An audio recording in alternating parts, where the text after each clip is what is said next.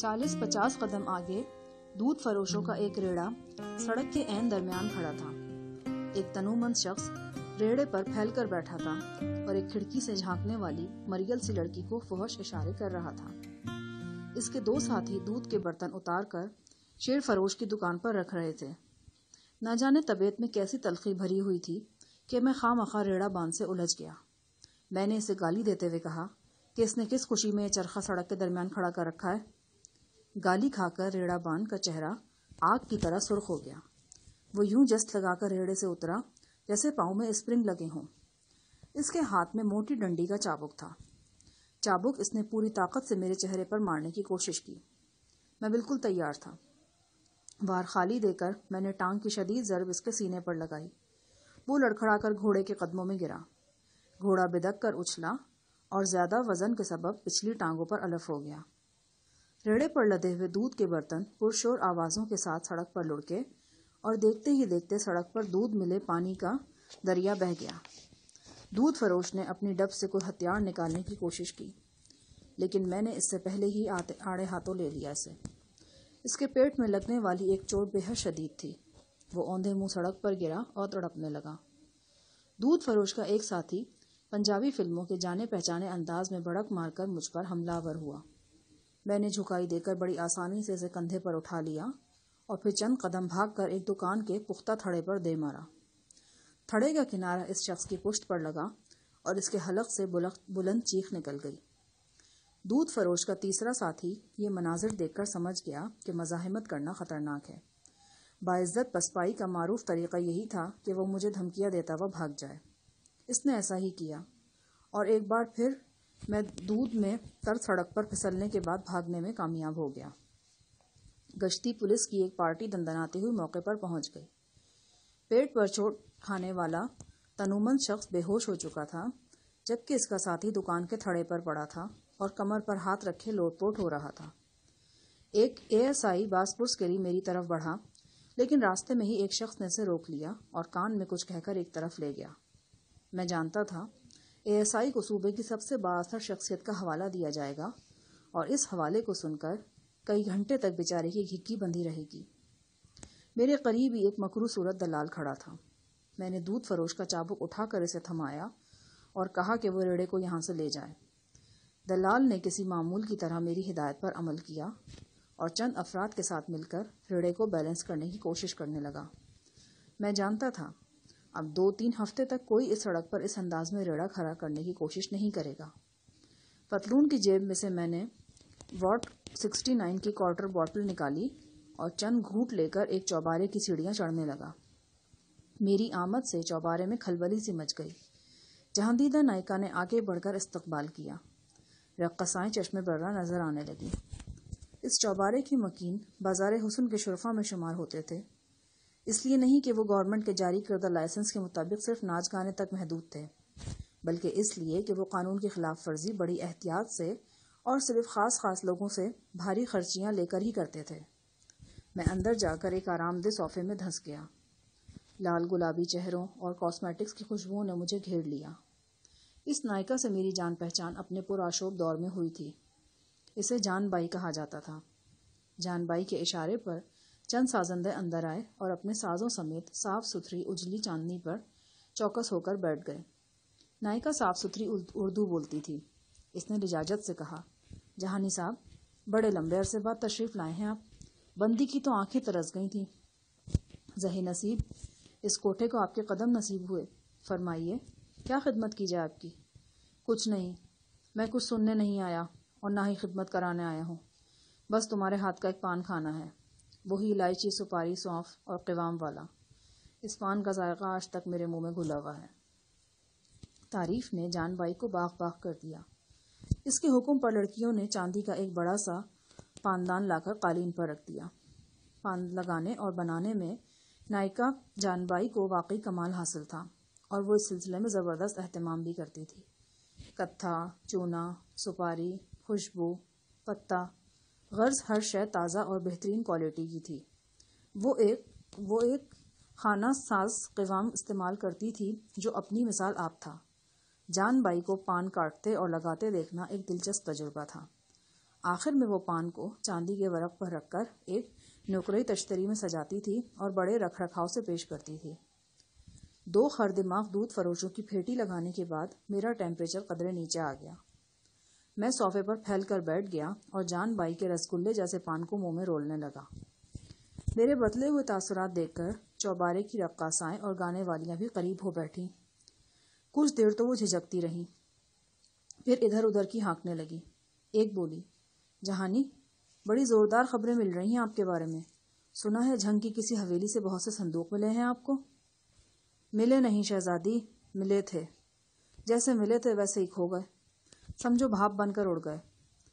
ہائے ہائے جہانی صاحب، ہم نے آپ سے کچھ مانگ تو نہیں لینا؟ اللہ آپ کو اور ترقی دے۔ سنا ہے ان صندوقوں میں پرانے زیور اور ہیرے جواہرات بھرے ہوئے ہیں۔ کچھ لوگ تو یہ بھی کہتے ہیں کہ یہ کروڑوں کی دولت ہے۔ ہوگی، میں نے اپنی آنکھوں سے نہیں دیکھا، میں نے گول مول جواب دیا۔ لڑکیاں کچھ دیر اس سلسلے میں بڑے تجسس کا اظہار کرتی رہیں۔ میں تھوڑی دیر ان کی باتیں سنتا رہا، پھر ایک دم میرا دل اس ماحول سے بھی اچاٹ ہو گیا۔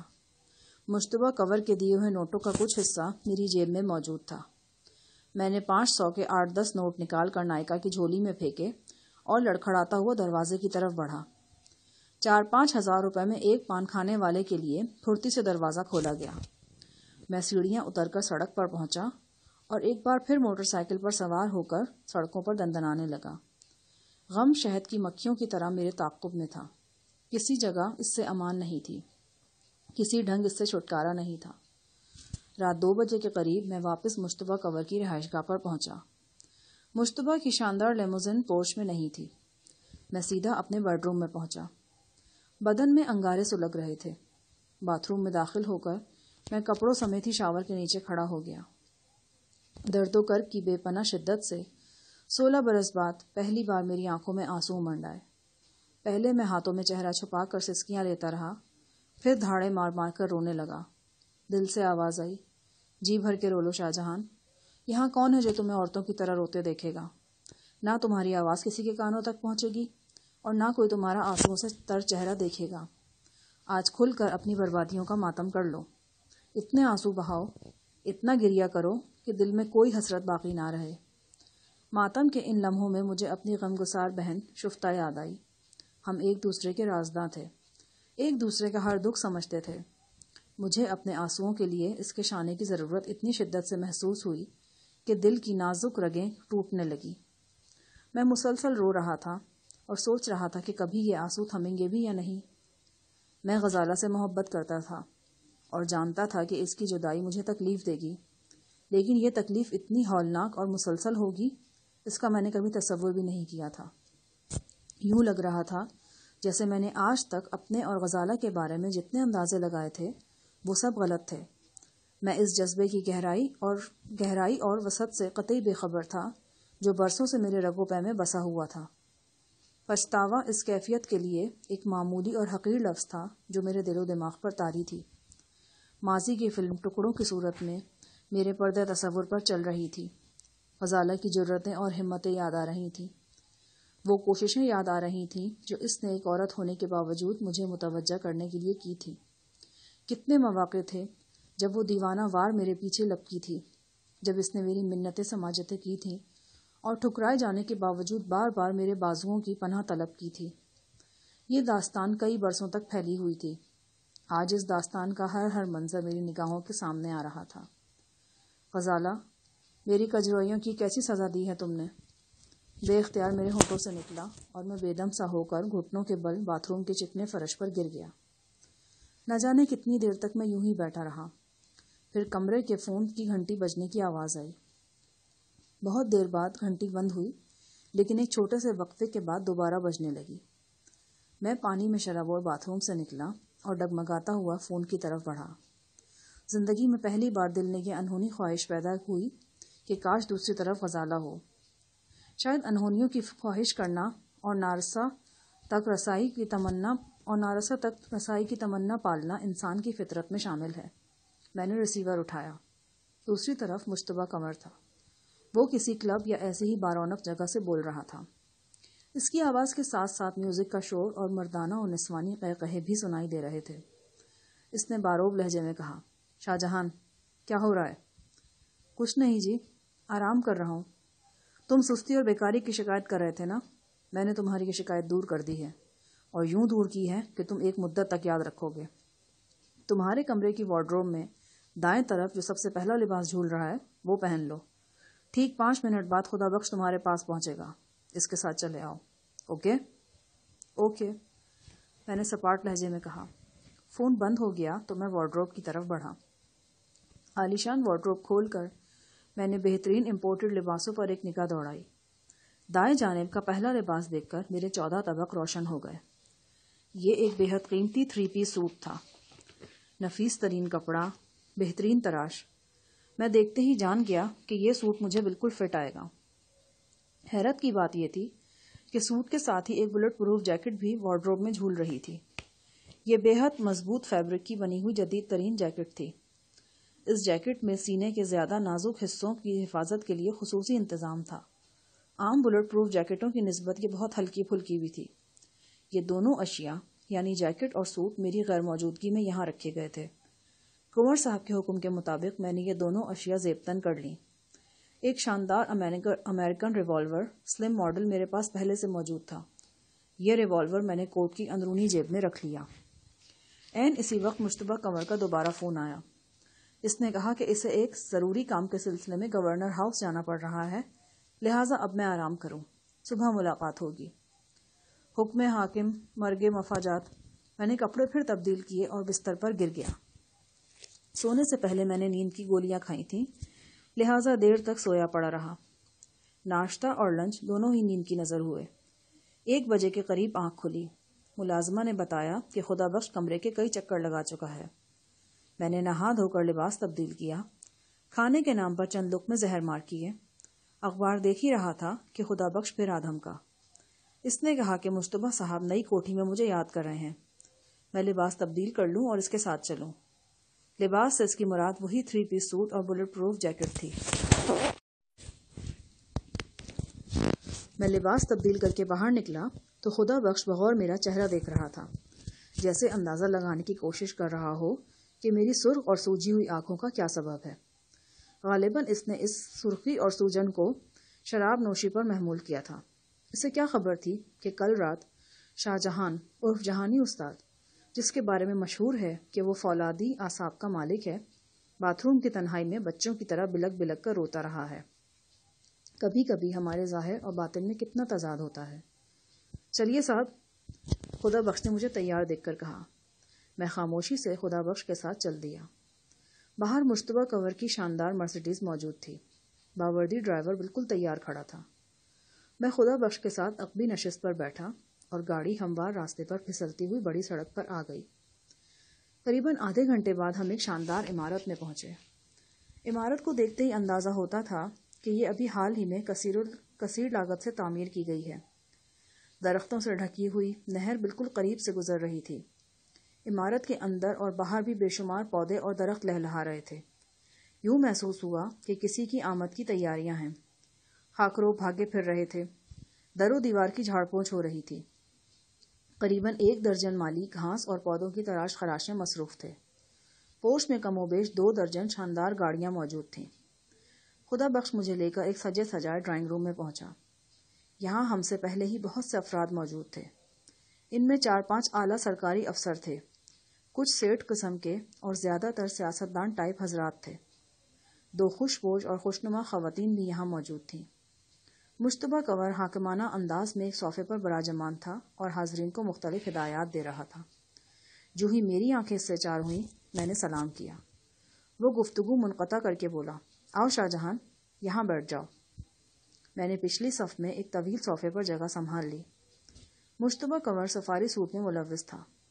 نصف آستین میں اس کے بالوں بھرے بازو بہت نمایاں نظر آ رہے تھے۔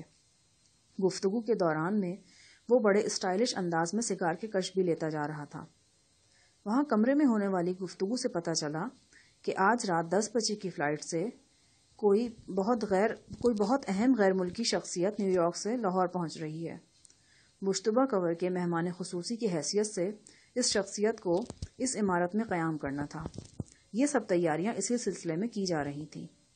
میں نے دیکھا مشتبہ بڑی روانی اور تفصیل سے فردن فردن ہر شخص کو اس کی ڈیوٹی سونپ رہا ہے۔ ڈی سی صاحب، آپ ایئرپورٹ کے انتظام کی نگرانی کریں۔ روٹ میں نے ایس پی ٹریفک کو دے دیا ہے۔ وہ ٹریفک ٹائم ہوگا، لہٰذا خاص احتیاط رکھیں کہ راستے میں کہیں ٹریفک جیم نہ ہو۔ مسٹر نذیر، طعام اور قیام کا سارا بندوبست آپ نے کرنا ہے۔ اس سلسلے میں آپ کو جس طرح کی مدد چاہیے خدا بخش سے لے لیں، لیکن معزز مہمانوں کو کوئی شکایت نہ ہو۔ پھر وہ ایک فربہ اندام دیہاتی سے مخاطب ہو کر بولا، چودھری شفقت، ہو سکتا ہے کہ مہمان لوکل کھانے کی فرمائش کریں۔ اگر ایسا ہوا تو یہ لوازمات تمہیں فراہم کرنا ہوں گے۔ میرا مطلب ساگ، مکئی کی روٹی، چھاچھ اور جو بھی علم غلم ہوتا ہے۔ چودھری نے زور و شور سے اس بات میں سر ہلایا۔ مشتبہ نے قریب بیٹھی خوبرو لڑکی کو مخاطب کیا، مس نائلہ۔ یس سر۔ جب تک مہمان یہاں ہیں تمہیں 24 گھنٹے یہیں رہنا ہوگا۔ مس سائرہ تمہارا ساتھ دیں گی۔ مس سائرہ کی ڈیوٹی فون پر ہوگی، تم مہمان کو سرو کرو گی۔ یس سر، نائلہ نے جھک کر کہا۔ حاضرین کو مزید چند ہدایات دینے کے بعد مشتبہ نے میری طرف دیکھا۔ ایک دم جیسے اسے کچھ یاد آ گیا۔ رسٹ واچ پر نگاہ دوڑاتے ہوئے وہ اپنی جگہ سے اٹھ کھڑا ہوا۔ مسٹر شاہ جہان، تم میرے ساتھ آؤ۔ اس نے مجھے اور خدا بخش کو ایک ساتھ آنے کا اشارہ کیا۔ ہم دونوں اس کے پیچھے چلتے چلتے نشست گاہ سے باہر نکل گئے۔ سرسبز لان پر سنہری دھوپ پھیل رہی تھی۔ چوکور کیاریوں میں نیلے پیلے پھول مدھم ہوا میں ہلکورے لے رہے تھے۔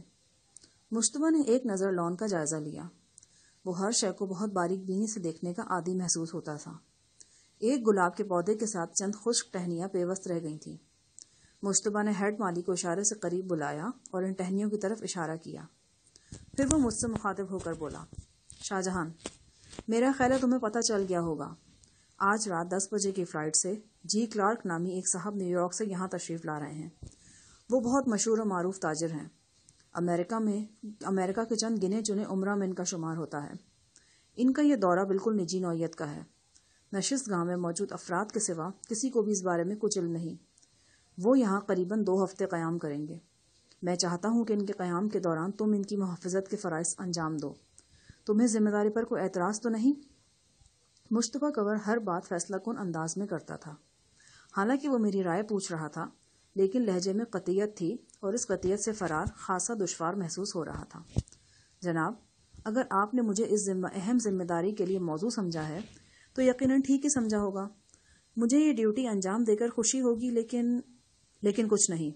میں جانتا ہوں تم پریشان ہو، مگر اس وقت میری نظر میں ایسا کوئی شخص نہیں جو اس اہم ترین ذمہ داری کے لیے تم سے بہتر ہو۔ اسی دوران برآمدے میں رکھی ٹیلی فون کی گھنٹی بج اٹھی۔ خدا بخش نے آگے بڑھ کر ریسیور اٹھایا۔ جی میڈم۔ جی میڈم، اس نے بےحد مؤدب لہجے میں کہا، پھر مشتبہ کنور سے بولا، بیگم صاحبہ کا فون ہے، آپ کو پوچھ رہی ہیں۔ مشتبہ نے ریسیور لیا۔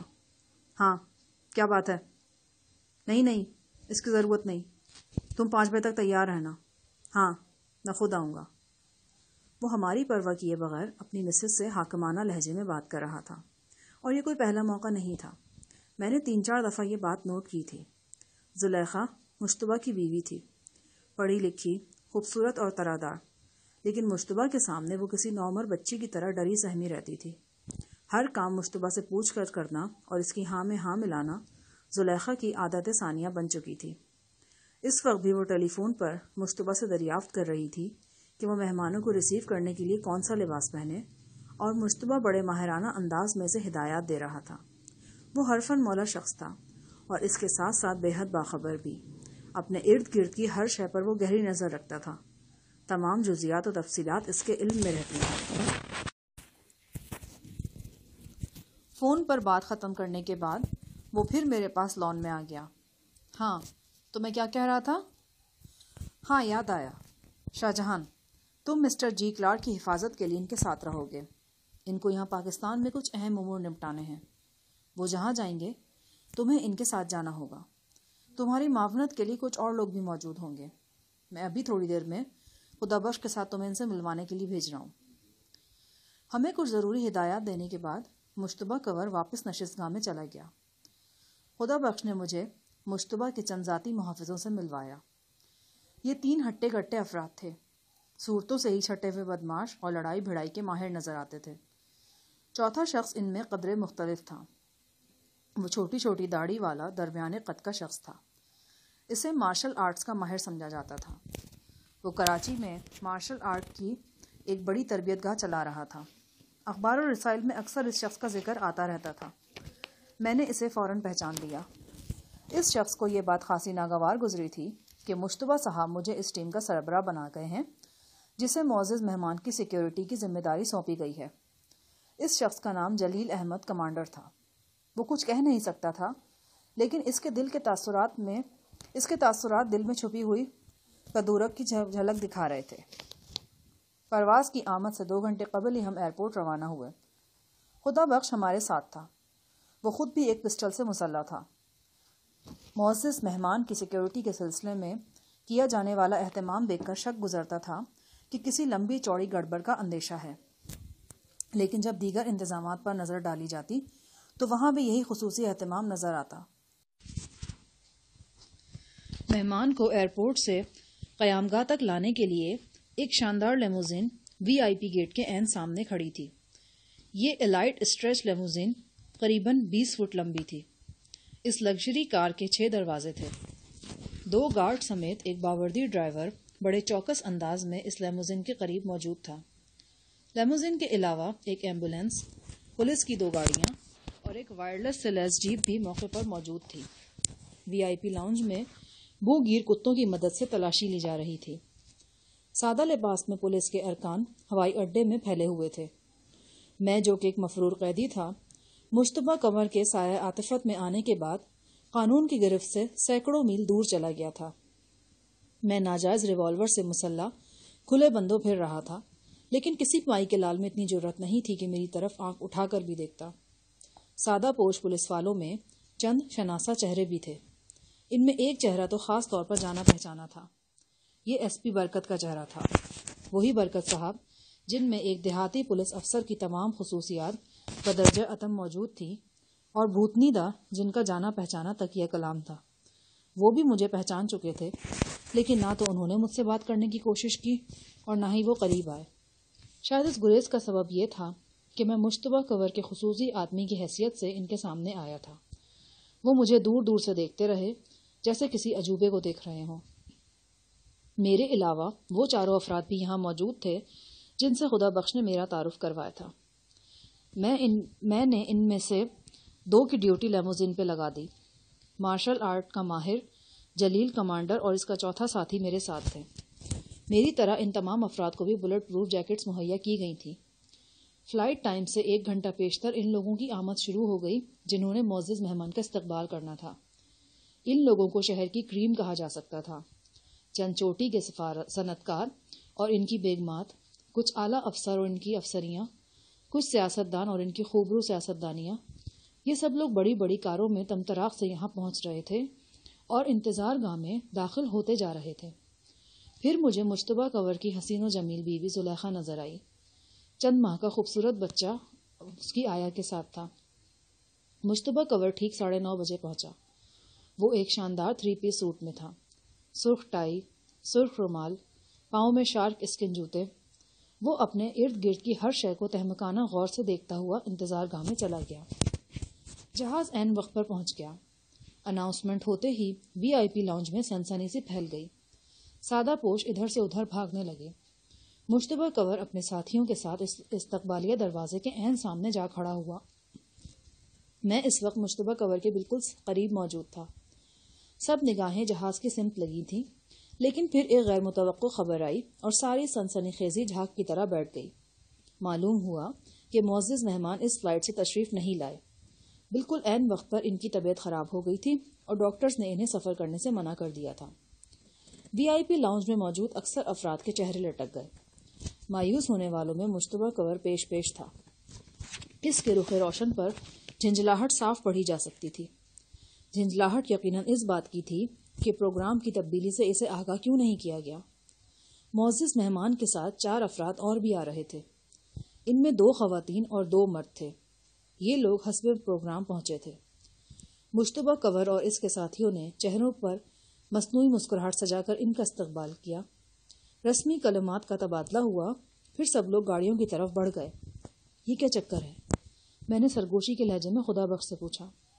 بڑے لوگوں کے ڈھنگ نرالے ہوتے ہیں مشتبہ صاحب کو پہلے ہی اندیشہ تھا کہ کہیں عین وقت پر پروگرام نہ بدل جائے. بندہ جتنا دولت مند ہوتا ہے اتنا ہی خطرے میں رہتا ہے اور ہر قدم اسے پھونک پھونک کر اٹھانا پڑتا ہے. جی کلارک صاحب بھی اپنی سیکیورٹی کے سلسلے میں بے حد محتاط رہتے ہیں. ممکن ہے پروگرام کی یہ تبدیلی بھی اسی سلسلے کی کڑی ہو. مہمانوں کو ان کی قیام گاہ پر چھوڑ کر مشتبہ کنور اور اس کی بیوی رات 1:30 بجے مشتبہ پیلس واپس آ گئے. ہم بھی ان کے ساتھ تھے. استقبال کے لیے آنے والوں میں کچھ تو مایوسی کے عالم میں ایئرپورٹ سے ہی رخصت ہو گئے تھے. کچھ نہر والی رہائش گاہ تک گئے لیکن جلد ہی پنڈ چھڑا کر اپنے اپنے گھروں کو چلے گئے. مشتبہ کنور گمسم تھا اور جب وہ گمسم ہوتا تو ارد گرد کی ہر شے سہم جاتی تھی. تاریک رات کے بطن میں مشتبہ پیلس خاموش تھا اور مشتبہ پیلس کے بطن میں ہر شے خاموش تھی. میں تھکا ماندہ بیڈ پر آ کر گر گیا. جو ہی ذرا فرصت ملی غزالہ کا تصور اپنی تمام تر کربناکی کے ساتھ ذہن میں آوارد ہوا. جی چاہا کہ ایک بار پھر باہر نکل جاؤں اور بے سمت چلنا شروع کر دوں. چلتا رہوں یہاں تک کہ نڈھال ہو کر گر جاؤں اور ایسا گروں کہ پھر کبھی اٹھنا نصیب نہ ہو. پورے بدن میں ایک آگ سی بھڑک رہی تھی اور تشویشناک بات یہ تھی کہ وقت گزرنے کے ساتھ اس آگ کی شدت کم ہونے کے بجائے بڑھ رہی تھی. میرا ہاتھ خود بخود اس الماری کی طرف چلا گیا جہاں خدا بخش نے امپورٹڈ وسکی کی کئی بوتلیں چڑھا رہی.